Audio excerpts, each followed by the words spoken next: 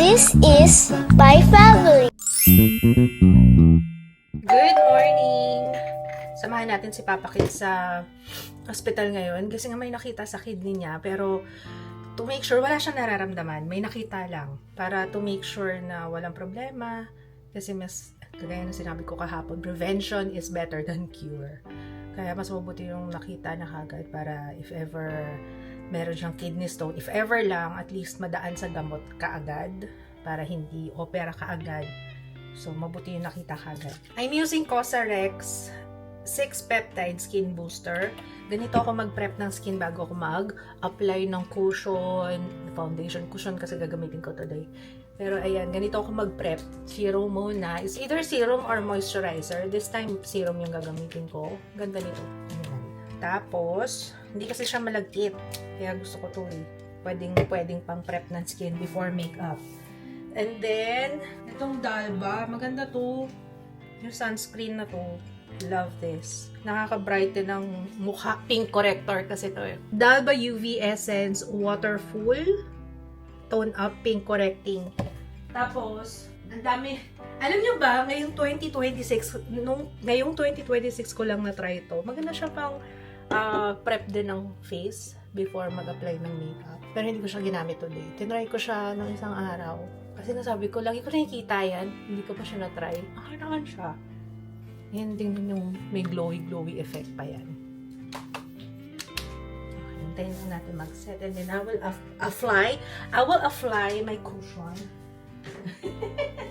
Let's apply the cushion. Ang gamit kong pang-apply sa cushion, laging Blendy Puff, guys. Ang ganda lang yung Blendy Puff for this. Mabilisan. Ando, nakalimutan ka na maayusin yung kilay ko. Teka nga. Mamadali na ako. Paalis na kami. Okay. Balikan ko kayo mamaya. Paalis na kami. Sorry, guys. See, tingnan nyo. Kapag maganda talaga yung pagkaka-prep ng skin, tingnan nyo. Let's zoom this. Oh, diba? Yung texture ng skin ko hindi na halata. Ang ganda talaga. Te, anong gagamitin nating wig for today? Ito. Trisha. My favorite. Favorite ko sa si Trisha. Ay, magkakapunan ko. Oh, ito ulit. Uulitin ko. Sa sa mga nabudol kong nagkalbo. Ayan, cap muna. Actually, kailangan may headband kayo kapag ka. Pero actually, hindi na, wag na. Kung hindi naman madulas yung cap na nabili nyo, kahit hindi na kayo mag-headband. Ayan, ganyan. Tapos, ayan, sinisikipan ko to para hindi siya, para masikip. Ayan, meron naman siyang clip dyan. Tapos, ganyan lang talaga.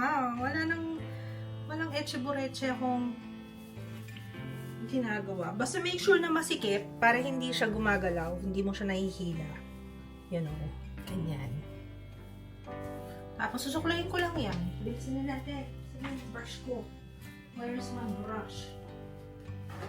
May nagtatanong nung nakaraan kung meron kami ng black na brush. Ayan po. Meron kami yung regular size na wet and dry hair detangler. Ayan. Ito kasi hindi siya kulot. Parang medyo wavy lang siya. Ang ganda. Mukhang natural lang talaga siya. Kahit sa likod. Tingnan nyo sa likod ah. No? Tama na. Puro wig na. Wala na ako ibang minention dito, no? Kundi, ay, die. Tama na.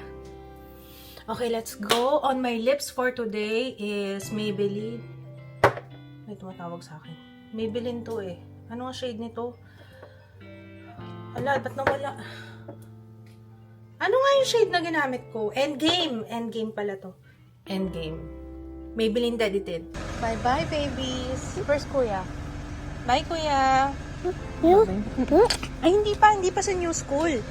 Therapy. Speech. Okay? Okay. Be a good boy. Kuya, bye-bye. Kinakabahan daw si Papa. Doon sa procedure. Pero hindi doon sa resulta. Ito talaga si Papa. Mabuti nga yung ma-check ka kagad.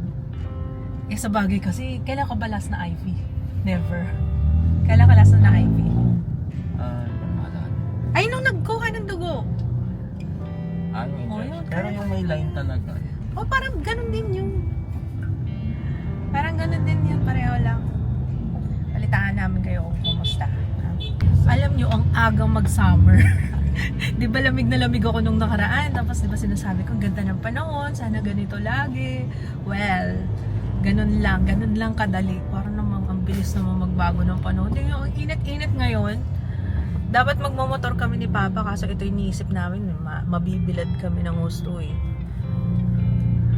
Ang bilis magbago ng panahon, ano? Ayan. Nagpatikim lang ng lamig.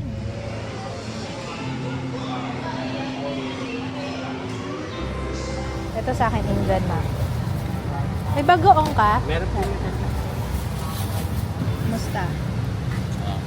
Gutom na ako. So hungry. Namiss ko na kumain ng mangga na nasa stick. Alam mo? Meron po yun. Gusto mo? Daming bagoong. Sarap. Kain ko yung ko.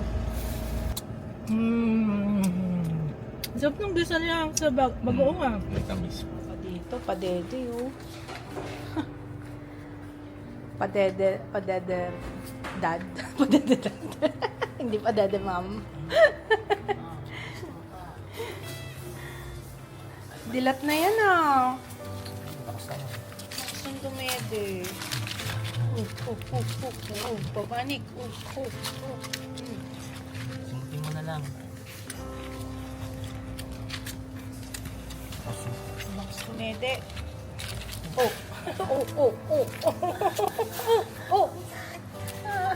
Drunk ka na yata eh. Hindi ba? Tumatakbo na to ah. 1 week na. 2 weeks. 2 weeks na sila. 1 week na lang. Next week. Pag-weeks na yun. Hinihintay ko na lang si Papa Kitsis. Pupunta na tayong office. May mga inaasikaso kasi ako dun. Ayun, pinalitan ko yung nasa lips ko kanina. Ano ba yung gamit ko kanina? Nakalimutan ko na. Hindi na yon kasi nagkamali ako ng reapply. Mascara tear na to. Mascara tear. And Teddy Tint pa rin. Teddy Tint. Yung may bilig. Dala-dala na natin yung binili natin kahapon. Naalala nyo to? Ayan, paninis ng salamin.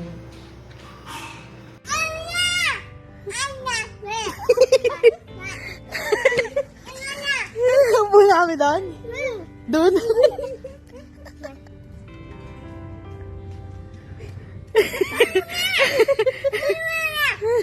Ha? Andun kayo kanina. Hello. Alam nyo ba, di ba pinakita ko nung isang araw yung may sugat ako dito? Tingnan nyo, wala na siya. Wala na siya halos. Alam nyo kanang nilalagay ko? Ano yan eh? Lapnos yan eh. Kasi natalsikan ako ng mantika. Alam nyo kanang nilalagay ko? Ito. Lucas Papaw. Galing. Parang 2 araw lang. Ang hirap pag nasa gilid ng bibig. Kasi every time na magsasalita ako, pag hihikab ako, nasa stretch yung sugat. Ang sakit. Buti na lang, galing yan guys. Kung meron kayong sugat sa face or kahit saan. Kasi parang siyang okay din yung petroleum jelly pag maglalagay kayo ng kasi mabilis yung turnover ng skin. Wow, turnover. Te. Hello guys! Very mommy. Ito yung pang everyday ko na mommy hairstyle. Mama, as a mama. Jiru, saan tayo pupunta, Jiru? Jiru, saan tayo pupunta? Where are we going? Where are we going? Big school tayo! Big school! Yes, ililipat na namin siya ng school. Kaya naghahanap kami. May pupuntahan kami ngayon para sa trial. Pero hindi pa ngayon yung trial. Scheduling lang. Ito yung tendon. Yan. Yung ginagamit natin sa sinigang na baboy. Yan yun. Vertebra. Yan yun. Ang tagal mo rin kahapon eh. Ilang minutes yun? Kulang-kulang sa oras yun. Oo. Matagal ka rin eh. Kasi pag yung unang pasok mo, ang daming briefing eh. Maraming explanation pa Meron sa'yo. bang melon? Wala kasi. May briefing pa siya. So, mabilis lang siya. Madami lang. Jiru! Excited ka na? Tapos, inject ng line. pagka-inject na lang, may testing muna. 5 ml yata. Testing kung Tetest may ko allergy. kung mag-react. Parang 5 ml. House observe ulit ilang minutes. Since kaya wala. siya matagal. Since wala, dire-diretso na. Biglang mag-insulate tube. Tapos may part na inis ka. May ano eh. Kaya ang dami. Ilang beses akong pag-ganun-ganun sa Ulit. Ala, may nakapasok na ibon. Saan tayo pupunta? Big school! Galingan mo magsalita, baka hindi ka maintindihan ni teacher doon, okay? Pero magpapaschedule pa lang kami. Hindi pa siya yung mismong iba pa yung araw kasi parang may trial class sila. Wow, tingin ng tingin, oh.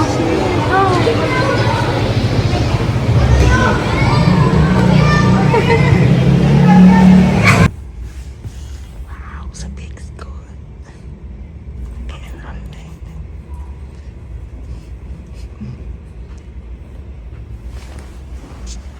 Big school ka na. Yung itsura niyan Gusto pag mo? ano eh. Tingnan nga dito. Tingnan mo. Itsura niyan pag ano eh. Yun. Dito kami sa school ni Jaya dati. Dito kami sa guidance. Sa guidance counselor. Ano, Jiru, okay? Yes? Oh, tinuturo niya. Oh, big school. Bye-bye school. Pero hindi ka dyan, dito ka. Say bye-bye school. Oo. School na atin. Waiting lang kami sa doktor ni Papa para punta na kami sa ospital. Para basahin yung resulta. Yung kahapon, diba sinamahan ko siya kahapon dun sa ano nga yun? CT scan niya, yung sa kidneys. May nakitang renal mass. Kaya ano? Tara na? Hindi pa naman. So, yun yung next na pupuntahan natin ngayon. Next errands. Si Jiro, excited na. Ayaw na umalis dun sa school kanina. Sabi niya, akala daw niya school, as in yung mag-school na siya, mag-start na. Sabi ko, hindi, sisilipin lang natin. Tsaka magbabayad lang tayo ng may trial class pa. I'm scared.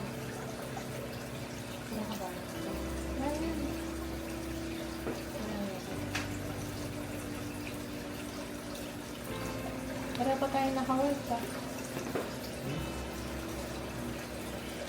Ito lang. Nakabaka.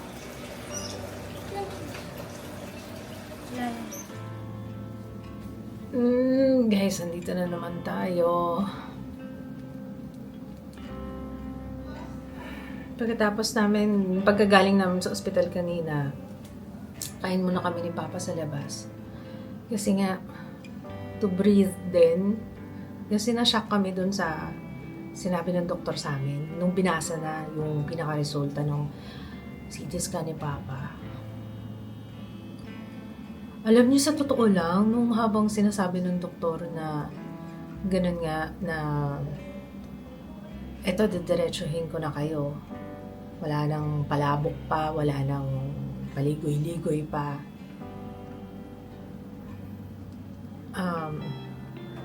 This is not good, sabi niya. So, parang, syempre, pagkasabi pa lang ng ganun, parang, alam niyo, sa totoo lang, parang, ewan ko kung defense mechanism ko yun, pero, habang nagsasalita si Doc, tumatawa yung utak ko. May part of me na parang, joke ba to? Parang ganun yung gustong sabihin. As in, parang gusto kong tumawa. Ang weird nga, parang first time ko maramdaman yun ever. Na parang hindi siya mag-sink in. Alam niyo, sa totoo lang, parang hanggang ngayon, hindi pa rin siya totally nagsisink in. Parang unti-unti, kasi ilang beses na rin ako naiyak kanina. Siguro mga 4-5 beses. Pero sobrang sandali lang. Sobrang saglit lang. Parang fleeting. Parang wala pang 1 minuto. May iyak ako, maluluha ako ng mga 2 patak, tas wala na. Ang diagnosis kay Papa, yung renal mass na nakita. Cancer. Tumor daw yun. Tapos kailangan siyang tanggalin kaagad, as soon as possible, kasi pwede siyang lumaki pa, lalong masira. At baka ngayon pwede pang masave yung right kidney ni Papa Kids. So, ayun, hindi na kami nagdalawang isip pa. Siyempre, i-push na namin na i-surgery. Ang gagawin sa kanya is hopefully partial nephrectomy lang. Hindi radical. Kasi pag radical, ibig sabihin tatanggalin na talaga yung buong right kidney niya. Kasi malaki na yung nakitang bukol 4 cm. Malaki na siya. Parang more than half or half na ng kidney. Kaya yun. Alam niyo, sa totoo lang, hindi ko alam kung iniisip ko lang yan. Ito lang nakaraan. Alam niyo, parang paano ko pagka nawala si Kids, yung ganun. Yun talaga yung pinaka natatakot ako mangyari ever. Tapos ngayon na ganyan, parang kaya hindi ko maseryoso na, totoo ba? Feeling ko panaginip lang to, hindi to parang yan, joke. Prank yan. Parang hindi siya. Ngayon yan, kinukwento ko sa inyo parang until now, hindi pa rin siya totally nagsisink in. Ang sabi is stage 1A, yung kay Papa. Base lang naman to sa size. Tapos, good thing na nandun lang siya sa kidney, hindi naman siya kumalat sa iba pang parts. Kaya, okay na rin yun. Ano pa pang sinabi ng doktor? Maganda naman daw ang prognosis pagka ganon. So, ibig sabihin, pag natanggal siya ngayon, maaaring hindi na siya bumalik. So, mababa na yung chance ng recurrence. So, pero, ang is in 5 years. So, tingnan natin. Hindi ko pa rin alam talaga totally kung paano. Grabe no, walang nararamdaman si Papa Kids. Wala talaga siyang nafe-feel. May nakita lang sa ultrasound. Ano lang to yung sa executive check-up namin.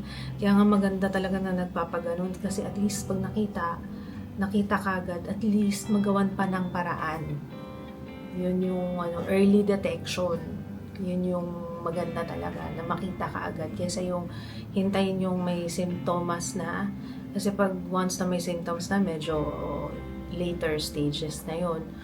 Kaya mabuti yung ngayon, wala pang nararamdaman si Papa Kids. Nakita na yan at gawa na ng paraan hanggat kayang gawa ng paraan. So, yun na lang, maging na lang tayo. Ano matawag doon? Kung anong dapat gawin, yun na lang. Focus na lang doon. Pero, syempre, wala naman tayong magagawa. Ganun talaga. Hindi rin alam kung saan nakuha yun. Saan. Talagang maraming factors daw. Tinanong ko kasi kung paano nagkaganon si Kids. Maraming factors. Maaring sa lifestyle, sa kung anong paman. Sa stress. Yun. Oh, well, cancer talaga. Alam mo yung parang inano ko pa si Papa kanina, kinonsole ko pa si Papa kanina, diba? Sabi ko, wala yan, ano lang yan, baka sis lang yan. Kasi talaga ako buo yung isip ko, ganun lang. Kaya nga, pagpasok namin dun, iniisip ko kagad, sandali lang siguro itong check up namin. Kaso, guess what? May nakita. Pero ang galing na approach nung doktor, nung surgeon ni Kids. Kasi, tinanong muna niya, hindi pa niya nakita yung result, hindi pa namin binibigay. Tinanong niya muna na sino daw ako, ilan ang anak namin, sino, babae o lalaki, ganyan. Kung anong mga gender nila, ganyan. Tapos yun nga, tama ba? Sex.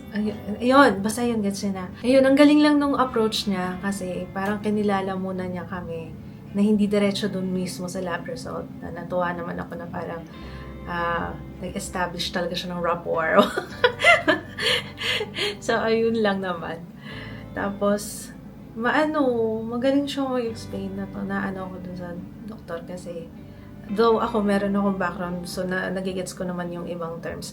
Pero syempre, kay Papa Kids, kailangan, di ba, layman terms para ma-explain, linaw niya mag-explain with matching drawing and everything. Kaya sobrang na-appreciate ko yun bilang asawa ng pasyente. Na-appreciate ko yun kasi para, syempre, maintindihan mabuti. Kaya ayun, pero grabe. Pero si Papa, parang sabi niya, kinutuban na siya. So sabi ko, ano yun, parang na-feel na ng katawan mo? Parang ganun. Parang na-feel na ng katawan niya na may something wrong.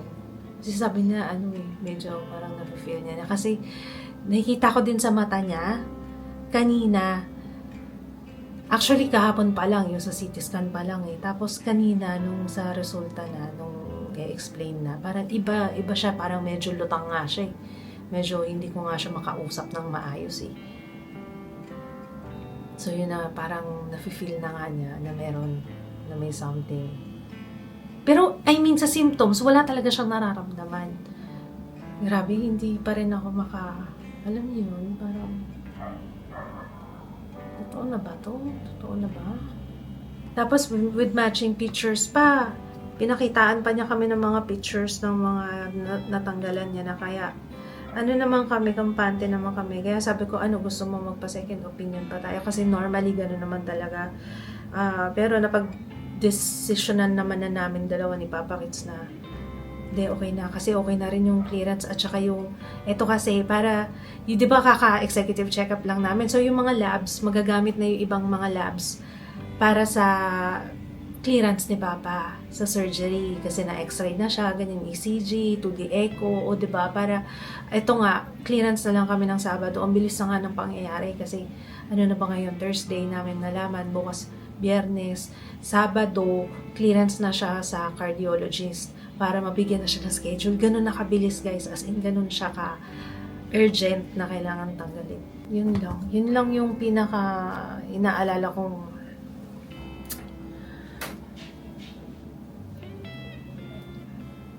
basta.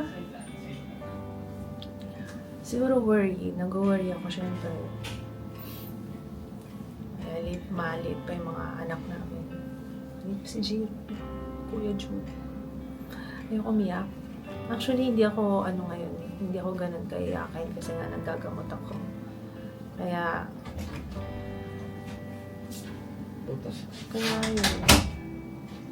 Love. Ay, ano ka ba?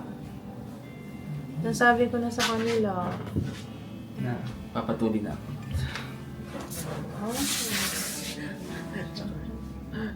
How do you feel ikaw? Nagtakot nga ako sa injection. Sa injection? Yun lang, kasi in-explain ako anong gagawin sa kanya yung takot siya dun sa epidural. Oo. Takot. Oo nga na. Tsaka Pero, yung aftercare. Yung pagkagising. Yung magigising pa. uy! Sabi ko sa'yo talaga, pag ikaw talaga, ay nako, ayusin mo talaga pag nategi ka sa OR table talaga. Itetegi kita uli. Mois ko. Uy, wag dyan. Dyan yung... Ay, dyan ba? Ayaw nga, no? Bakit nga bine-baby? Dapat nga, ito bakit naman kasi, nakakainis kasi, no? Grabe yan. No? Hindi mo rin talaga masabi. No? Isipin mo nga na magpapaano lang ako. Vasectomy. Basta wag mo sasabihin doon. Sabay. Paano na po, no? Pasabay na. Baka pasabay. Diba urologist din? Oo. Siya din may doon. Baka sabihin, baka gusto yung papasin ko na. Tapos libre na daw. Libre ba daw?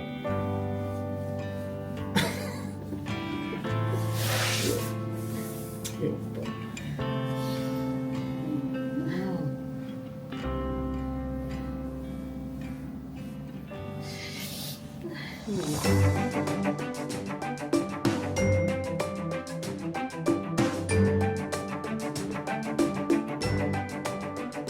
Akala ko magiging okay lang ko. Sorry, wala ko ibang makausap eh. Kanina pa umiiyak si Kids. Nakakatakot. Diba? Hindi naman ako pwedeng paghinaan ng loob. Siguro, parang ngayon pa lang, matanggap na namin kung paano, kung sana ako na lang.